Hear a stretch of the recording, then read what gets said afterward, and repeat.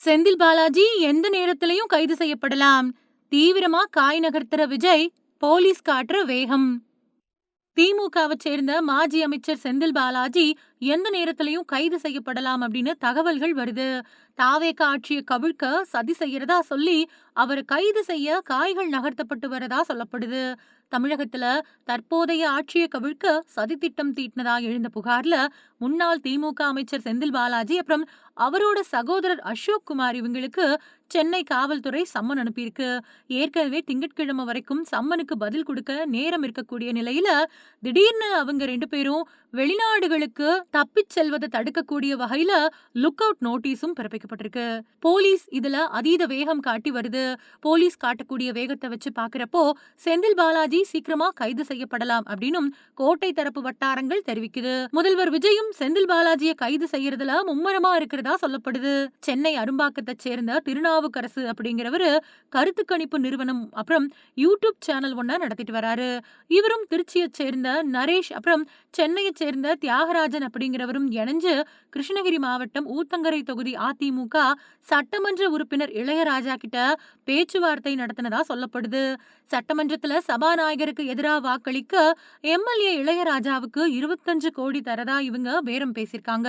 இது தொடர்பான ஆடியோ பதிவு இணையத்துல வெளியாகி ரொம்ப பெரிய பரபரப்பை ஏற்படுத்தினதுக்கு அப்புறமா எம்எல்ஏ இளையராஜா சென்னை காவல் ஆணையர்கிட்ட அதிகாரப்பூர்வமா புகார் கொடுத்தாரு. இந்த புகாரின் பேர்ல வழக்கு பதிவு செஞ்ச சென்னை திருவல்லிக்கேணி போலீசார் முதல் கட்டமா அரும்பாக்கம் திருநாவுக்கரசு அப்புறம் செந்தில் பாலாஜியோட ஆதரவாளர்களான மேடவாக்கம் தியாகராஜன், பெசன் நகர் கார்த்திக் இவங்க 3 பேரையும் கைது பண்ணாங்க. இவங்க கிட்ட நடத்தின தீவிர விசாரணையை தொடர்ந்து மணப்பாக்கத்தை சேர்ந்த அதிமுக நிர்வாகி செல்வன் அப்புறம் ஹஸ்தினாபுரத்தை சேர்ந்த ராஜேஷ் அப்புறம் மேலும் 2 பேரும் கைது செய்யப்பட்டாங்க. கைது செய்யப்பட்ட 5 பேர்கிட்டையும் தனித்தனியா வாக்குமூலம் பெறப்பட்டது. இந்த விசாரணையில ஆட்சியை கவிழ்க்கிறதுக்காக மொத்தமா 40 கோடி அளவுல சதித்திட்டம் தீட்டப்பட்டது அம்பலமாச்சு.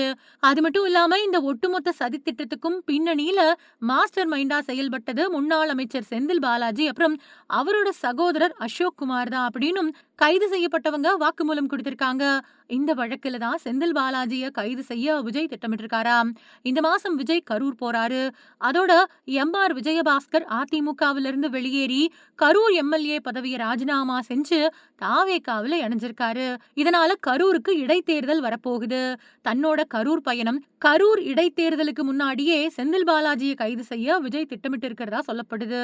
ஏற்கனவே செந்தில் பாலாஜி அப்புறம் அசோக் குமார் கிட்ட விசாரணை நடத்த போலீசார் முற்பட்டப்போ அவங்களோட செல்போன்கள் ஸ்விட்ச் ஆஃப் செய்யப்பட்டிருந்ததும் தெரிய வந்துச்சு. போலீசார் அவங்கள தேடுறத தெரிஞ்ச பின்னாடி 2 பேரும் தலைமறைவாகிட்டதா திருவல்லிக்கேணி போலீசார் சொல்லியிருக்காங்க.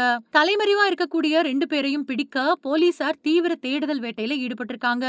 இதோட ஒரு பகுதியா கரூர் மாவட்டம் ராமேஸ்வரப்பட்டி கிராமத்துல இருக்கக்கூடிய செந்தில் பாலாஜியோட பூர்வீக வீட்டுக்கு திருவல்லிக்கேணி போலீசார் போயிருக்காங்க.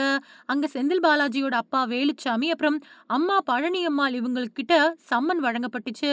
அந்த சம்மன்ல மறுநாளே சென்னை திருவல்லிக்கேணி காவல் நிலையத்துல செந்தில் பாலாஜி அப்புறம் அசோக் குமார் நேர்ல ஆஜராகணும் அப்படின்னும் தவறக்கூடிய பட்சத்துல அவங்க கைது செய்யப்படுவாங்க அப்படின்னும் கடுமையான எச்சரிக்கை விடுக்கப்பட்டிருக்கு.